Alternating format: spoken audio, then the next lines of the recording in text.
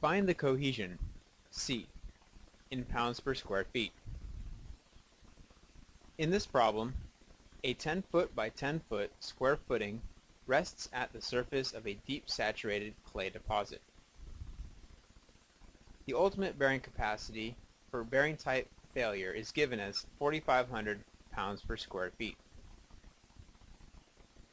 For a square footing, the ultimate bearing capacity equals 1.2 times the cohesion multiplier plus 0.4 times the effective unit weight times the base width times the wedge weight multiplier plus the overburden stress times the overburden multiplier.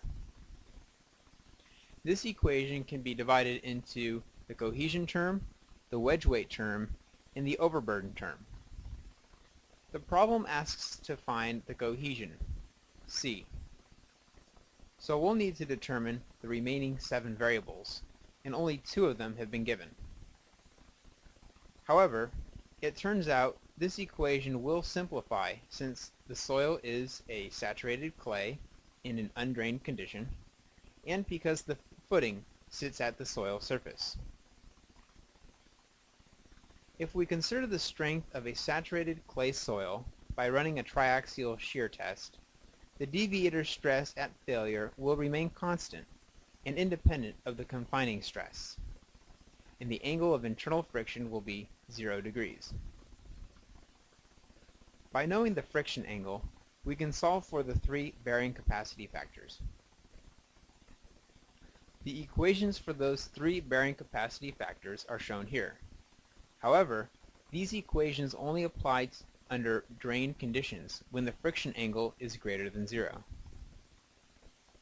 When the friction angle equals 0, the bearing capacity factors are 5.14, 0, and 1. This is only true for undrained conditions.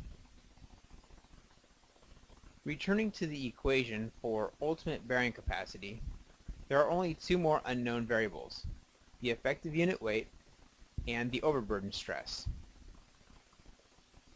However, since the wedge weight multiplier is equal to 0, the entire wedge weight term is equal to 0, and the effective unit weight does not need to be determined. Lastly, we solve for the overburden stress, which is the effective unit weight times the height of the soil layer above the footing base. This variable, h, can also be thought of as the depth of the footing. But since the footing sits at the soil surface, the value of h is 0, which makes the overburden stress 0, which makes the overburden term 0. Now, the original equation has hence simplified to the ultimate bearing capacity equals 1.2 times the cohesion multiplier. The cohesion can be calculated by dividing 4,500 pounds per square feet by the quantity 1.2 times 5.14. The cohesion of the clay is 730 pounds per square feet. When looking back at our possible solutions, the answer is A.